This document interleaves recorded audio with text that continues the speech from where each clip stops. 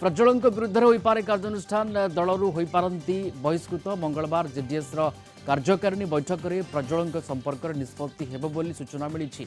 रविवार दिन कर्नाटक जेडीएस नेता विरुद्ध आसीथिला संगीन अभियोग। जेडीएस सांसद तथा हासन लोकसभा आसनरू जेडीएस प्रार्थी प्रज्वल रेवाना विरुद्ध आसीथिला जौन निर्यातना भली सांघातिक अभियोग। प्रज्वल घरोई सहायिका जौन निर्यातना देथिबा अभियोग होइतिला। ए मामला रे तांको बापा तथा विधायक एचडी रेवाना मध्य सामिल थिबा अभियोग होइछि। ए अभियोग परे कर्नाटक एवं जातीय राजनीति रे हईचई सृष्टि होइछि। कर्नाटक रे बीजेपी जेडीएस सहित मेंट करिथिबारु विभिन्न राजनीतिक दल एबे बीजेपी को target करुछन्ति।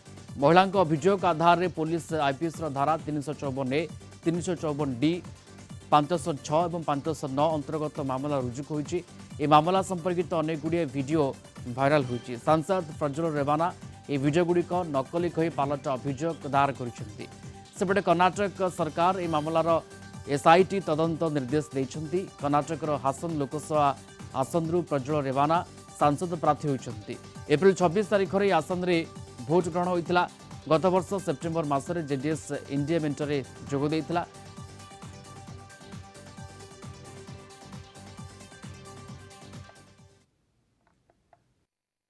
It has already publicly through that pen drive and some media persons, some section of media person, it has started now, this issue, alleging his involvement in that issue. But already the government announcement of SIT, now the responsibility on the government and the SIT. What is the real fact? We also doesn't know. That thing government fairly conducting the issue, not only that issue. Here I am not bothered about Prajwal Revanna. If he has done any mistake, then according to the law, he has to face it. According to my I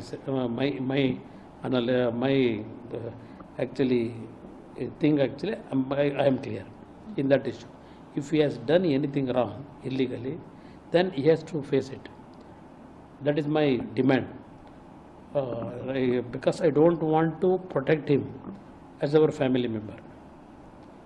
But I am demand now also, if he has done mistake by misusing his power or by forcing someone, then he has to face the consequences. That is my answer for that. मैं हैरान हूं कि कोई आदमी इतना बड़ा हैवान कैसे हो सकता है। जेडीएस और बीजेपी का एमपी कैंडिडेट कर्नाटका से प्रज्वल रेवन्ना, जो कि पूर्व प्रधानमंत्री एचडी देवगौड़ा का पोता भी है, उसकी 3000 सेक्स वीडियो सोशल मीडिया पर वायरल हो रही हैं। बताया जा रहा है कि इनमें से कई लड़कियां उसके घर में काम करती थीं, कई पार्टी वर्कर्स थीं और कई तो गवर्नमेंट एम्प्लॉयज़ भी थीं। उन लोगों ने एफआईआर दर्ज कराई है कि ना सिर्फ ये आदमी उनके साथ रेप करता था, बल्कि उनके अश्लील वीडियोस बनाता था, जिससे कि बाद तक वो उनको ब्लैकमेल करता रहे। ये भी बताया जा रहा है कि लोकल बीजेपी लीडर को सब पता था। तो फिर इस तरीके के घिनौने आदमी को कैसे टिकट दे दी गई? The desperation of the Bharatiya Janata Party to align with rapists, sex accused, sexual harassment accused, wanting to free those people who are sexual harassment accused, goes to show the desperation of the Bharatiya Janata Party. It is a shame that the NCW chairwoman, who should be practicing equal, justice for all, continues to maintain her silence.